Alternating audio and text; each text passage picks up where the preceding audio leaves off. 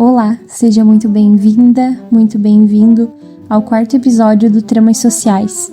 Eu sou Tatiane Lasta, assistente social, e nesse episódio eu convido você para um passeio aprofundado pela história do Brasil. Uma jornada que começa muito antes da chegada dos europeus e se estende até os dias de hoje, com um olhar atento aos complexos processos sociais, políticos e territoriais que moldaram a nossa nação. Vamos desvendar as camadas do tempo, compreendendo como o passado ressoa no presente e como as lutas por justiça e igualdade continuam a construir o nosso futuro. Antes da chegada dos portugueses, em 22 de abril de 1500, o vasto território que hoje conhecemos como Brasil era um mosaico de culturas e modos de vida. Estima-se que mais de 5 milhões de indígenas habitavam essas terras, distribuídos em centenas de etnias, como os Tupinambás, Guaranis, Yanomamis, Pataxós, entre tantos outros.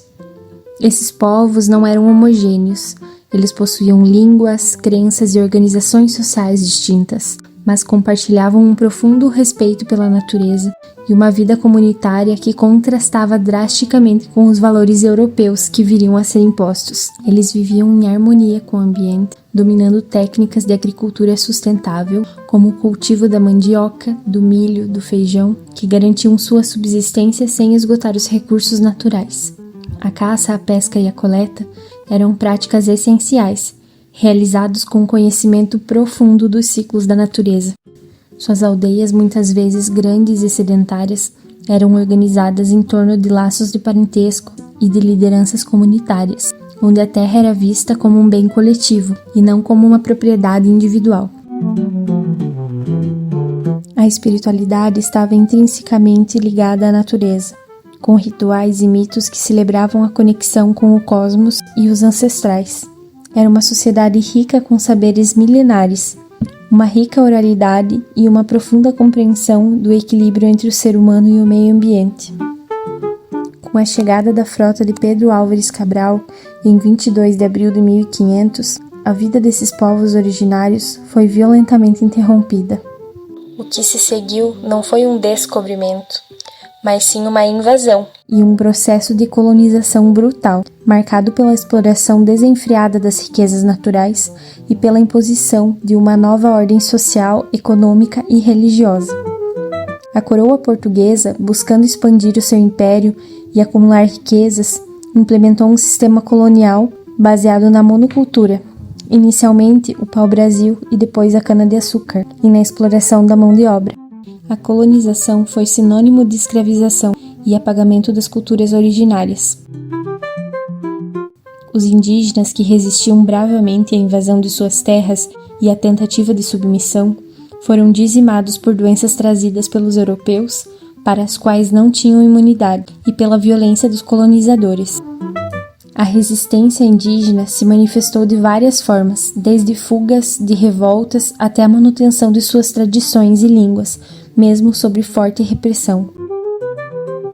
No entanto, a superioridade bélica e as doenças europeias causaram um declínio populacional catastrófico. E devido à dificuldade em escravizar os povos indígenas em larga escala, iniciou-se um dos capítulos mais sombrios da história brasileira: o tráfico transatlântico de africanos escravizados. Milhões de pessoas foram arrancadas de suas terras na África e trazidas à força para o Brasil, em condições desumanas para trabalhar como mão de obra escrava. Estima-se que ao longo de mais de 3 séculos, cerca de 4 a 5 milhões de africanos foram trazidos para o Brasil, tornando-o o maior receptor de escravizados das Américas. Esses homens, mulheres e crianças foram submetidos a um regime de trabalho forçado e desumano, principalmente nos engenhos de açúcar no Nordeste, nas lavouras de café no Sudeste e nas minerações em Minas Gerais. Eles foram privados de sua liberdade, de sua cultura, de sua língua e de sua dignidade. No entanto, mesmo sob opressão, os africanos e os seus descendentes resistiram, formaram quilombos, praticando suas religiões e mantendo vivas suas tradições, que se tornaram base de grande parte da cultura brasileira. A abolição da escravidão, em 13 de maio de 1888, com a assinatura da Lei Áurea, foi um marco legal, mas não significou a liberdade plena para os negros. Sem qualquer política de reparação, acesso à terra, educação ou trabalho digno, milhões de ex-escravizados foram simplesmente lançados à margem da sociedade. Muitos deles, sem ter para onde ir, migraram para as periferias urbanas que começaram a se formar nas grandes cidades, como Salvador, Recife, Rio de Janeiro e São Paulo. Essas regiões, muitas vezes desprovidas de infraestrutura básica de serviços públicos, tornaram-se, paradoxalmente, espaços de resistência, de efervescência cultural e de construção de novas identidades. Foi nas periferias que o samba, o candomblé, a capoeira e outras manifestações culturais de matriz africana encontraram um terreno fértil para se desenvolver e se fortalecer. No entanto, também se tornaram o palco de profundas desigualdades. O racismo estrutural, enraizado na sociedade brasileira desde a escravidão, passou a associar a pobreza, a criminalidade e a marginalidade à cor da pele, à origem social e à classe, perpetuando um ciclo de injustiça que persiste até hoje. A formação das periferias brasileiras está intrinsecamente ligada ao abandono do Estado, à negação de direitos básicos e à ausência de políticas públicas eficazes. A falta de acesso à moradia digna, a saneamento básico, à saúde, à educação, à segurança pública nessas áreas é um reflexo direto de um modelo de desenvolvimento que historicamente privilegiou as elites e marginalizou a população dos mais vulneráveis. Essa realidade, infelizmente, ainda é presente em muitos lugares do Brasil, evidenciando a necessidade urgente de ações afirmativas e de políticas de inclusão social. Além da influência indígena e africana, o Brasil também recebeu diversos fluxos migratórios ao longo da sua história, especialmente a partir do século XIX e o início do século XX. Milhares de italianos, fugindo da pobreza e da unificação do seu país, vieram trabalhar nas lavouras de café em São Paulo, no Espírito Santo. Alemães se estabeleceram principalmente no sul do Brasil, formando colônias agrícolas em Santa Catarina e no Rio Grande do Sul. Japoneses, a partir de 1908, vieram principalmente para o estado de São Paulo, buscando novas oportunidades. Outros grupos, como sírios, libaneses, espanhóis e portugueses, também contribuíram para a diversidade cultural e econômica do país. Claro, eu estou atrelando esses principais locais, que receberam esses estrangeiros, mas a gente sabe, que, por exemplo, italianos também vieram para Santa Catarina. Estou trazendo, assim, em maior densidade populacional, para quais regiões, de uma forma mais significativa, foram. E cada um desses grupos contribuiu significativamente para a cultura, para a economia, para o modo de vida brasileiro, porque eles traziam suas tradições, suas culinárias, idiomas, dialetos, técnicas de trabalho. No entanto, é crucial que a gente observe que muitos desses imigrantes, especialmente os europeus, foram beneficiados com acesso à terra, acesso à educação, a melhores condições de vida, muitas vezes subsidiadas pelo Estado, como parte da política de branqueamento da população e de substituição da mão de obra escrava. Esse tratamento privilegiado contrasta drasticamente com a situação de abandono e exclusão impostas aos negros libertos e aos indígenas, que continuaram a lutar por seus direitos e reconhecimento em uma sociedade que lhes negava oportunidades. A história política do Brasil é marcada por uma sucessão de regimes que refletem as transformações sociais e econômicas do país. Durante mais de 3 séculos, de 1500 até 1822, o Brasil foi uma colônia de Portugal. Ele foi submetido aos interesses da metrópole. Esse período colonial foi caracterizado pela exploração de recursos naturais, pela imposição de uma cultura e de religiões europeias e pela organização social hierárquica baseada na escravidão. Em 7 de setembro de 1822, o Brasil proclamou sua independência e se tornou um império, com Dom Pedro I, que assumiu como imperador. O período monárquico durou até 15 de novembro de 1889, quando então foi proclamada a República. Durante o Império, o país buscou consolidar sua identidade nacional enfrentou conflitos externos e internos e viu o fim da escravidão, embora de forma tardia e sem reparação para os libertos. Já em tempos republicanos, o Brasil viveu momentos de avanços democráticos e também períodos sombrios. A Primeira República, que foi de 1889 a 1930, foi marcada pelo domínio das oligarquias agrárias. Em seguida, a Era Vargas, de 1930 a 1945, trouxe mudanças significativas para a legislação trabalhista e para a industrialização, mas também com períodos de autoritarismo. Após um breve período democrático, o país mergulhou em um dos seus capítulos mais difíceis, a ditadura civil-militar. Um dos períodos mais marcantes e sombrios foi o período da ditadura civil-militar, iniciada em 31 de março de 1964, com um golpe que depôs o presidente eleito João Goulart e instaurou um regime autoritário que durou até 1985. Esse período foi caracterizado pela supressão das liberdades individuais, pela censura às imprensas, às artes, pela perseguição política, pela violação sistemática dos direitos humanos. Nesse período, partidos políticos foram fechados, milhares de pessoas foram presas, torturadas, assassinadas ou isoladas. Artistas como Chico Buarque, Caetano Veloso, Gilberto Gil, Geraldo Vandré, entre outros, tiveram suas obras censuradas e muitos foram forçados ao exílio. Jornalistas, estudantes, professores ou militantes políticos também foram duramente perseguidos. A ditadura foi marcada pelo silenciamento das vozes que denunciavam a desigualdade, a pobreza, a violência policial. No entanto, mesmo sob repressão, a resistência floresceu.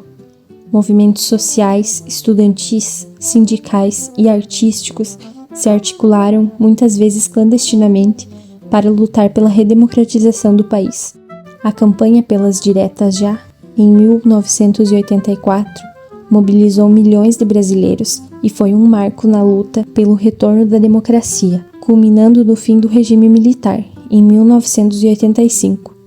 Com o fim da ditadura civil-militar em 1985, o Brasil iniciou um processo de redemocratização que culminou na promulgação da Constituição Federal, em 5 de outubro de 1988, carinhosamente conhecida como a Constituição Cidadã. Essa Carta Magna representou um divisor de águas na história do país, consolidando a democracia e garantindo uma série de direitos sociais e individuais que haviam sido suprimidos durante o regime autoritário. Entre as conquistas mais significativas da Constituição, destacam-se a saúde pública, gratuita e universal, com a criação do Sistema Único de Saúde, o SUS, oficialmente implantado em 1990. O SUS é um modelo de saúde pública reconhecido mundialmente, com a missão de garantir atendimento integral, gratuito e de qualidade a toda a população brasileira, independentemente da sua condição social. A assistência social também foi reconhecida como política pública, com a organização do Sistema Único de Assistência Social, o SUAS, regulamentado em 2005, a partir dos princípios estabelecidos na Constituição e na Lei Orgânica de Assistência Social, LOAS, de 1993, o SUAS visa garantir a proteção social aos cidadãos que dela necessitarem, por meio de serviços, programas, projetos e benefícios.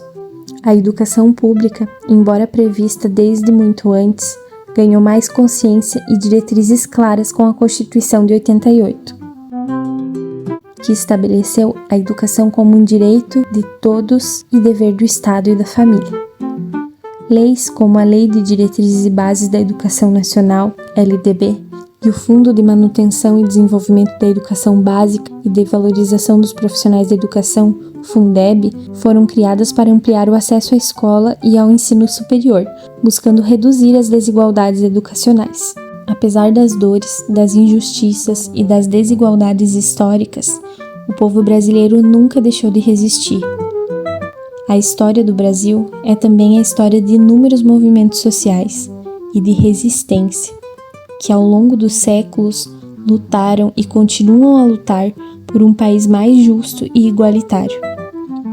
Desde a resistência indígena à colonização, passando pelos quilombos e revoltas dos escravizados, até os movimentos sociais contemporâneos, como o MST, que é o Movimento dos Trabalhadores Rurais Sem Terra, o Movimento Negro Unificado, os movimentos feministas, os movimentos em defesa dos direitos dos LGBTQIA+, e as lutas por moradia, saneamento básico nas periferias.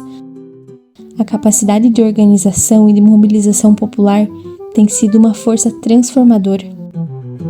Os jovens das periferias continuam sendo potências criativas e de transformação social. As mulheres seguem lutando incansavelmente por igualdade de gênero e contra a violência. Os povos indígenas, apesar de séculos de perseguição e apagamento, seguem de pé, defendendo seus territórios, suas culturas e seus direitos. O Brasil, com toda a sua complexidade e contradição, continua sendo uma construção coletiva, um projeto em constante evolução. E é por isso que precisamos conhecer a história em toda a sua profundidade e complexidade, para não repetir os erros do passado, para ampliar direitos e garantir que a cidadania seja uma realidade para todos e não apenas para alguns, para construir um país mais justo, humano e igualitário, onde a diversidade seja celebrada e as oportunidades sejam acessíveis a todos. Como disse Hannah, filósofa política, esquecer é uma forma de violência. Por isso, lembrar também é um ato político, um compromisso com a verdade e com a construção de um futuro diferente. A história que não está completa, a gente tem muito a falar, muitas questões, como saúde mental, como o direito a esses tratamentos, como reconhecer a nossa história, reconhecer tudo que nos atravessa e tudo que hoje ressoa por conta dessa história. E reconhecer ela, saber dela é fundamental. Eu trouxe aqui esses 3 primeiros episódios porque eu queria trazer uma base para a gente começar a falar sobre política pública, falar sobre atuação profissional, sobre o nosso compromisso ético. Mas como que a gente vai falar da realidade como ela está hoje, sem a gente relembrar o que passamos? Porque a gente traz essas marcas, é inegável. Existem diversos assuntos que a gente pode trazer, como a luta antimanicomial, os direitos da criança e do adolescente, como que eles passaram a ser reconhecidos, o olhar que a sociedade tem sobre a infância, como entendemos o envelhecimento, como que o envelhecimento populacional, que é cada vez mais concentrado, a mudança nas estruturas das famílias, na questão de reprodução, de organização. Então são assuntos que não se findam, né? A gente sempre vai retomar questões históricas, mas trazendo a partir de agora, dos próximos episódios, os direitos, os serviços, os desafios encontrados hoje. E acredito que sim, a gente sempre vai retomar essas questões históricas, mas eu entendia que era muito necessário a gente ter essa base inicial para a gente começar um diálogo. E eu agradeço muito de coração se você está aqui escutando esse projeto e participando, né? Fique à vontade para trazer ideias, assuntos que você queira, né? Compartilhar, que você ache interessante. E espero vocês na próxima semana com um episódio novo, agora nesse novo formato. E espero muito que vocês contribuam. Peço desculpas, né, se alguém aqui achou muito básico ou também achou muito difícil. É um público ainda que estamos descobrindo quem vai ter interesse a participar. E eu queria trazer esse diálogo de uma forma inclusiva, né? Trazer assuntos, trazer questões históricas que talvez muitos não lembram, muitos não conhecem. E essa é a ideia. Se foi básico para alguns, não significa que foram para todos. E, claro, de cada assunto desses, tem muitos assuntos que a gente podia ampliar muito mais, talvez caibam em outros episódios pra gente conversar, mas nesse eu precisava fazer ele desse formato mais simplificado. Então, se aqui você sentiu que faltou algum assunto, faltou alguma fala, fiquem à vontade para comentar aqui, a gente segue conversando, segue trocando. O importante é que a gente abra, né, esse portal de comunicação. E aqui é um portal, né, de comunicação, de inclusão. A gente começa lá do básico. A ideia realmente era a gente trazer essa base mínima para que a gente possa discutir coisas mais aprofundadas depois. E sim, trazendo esses vieses históricos. Então, um abraço, gente, e até a próxima.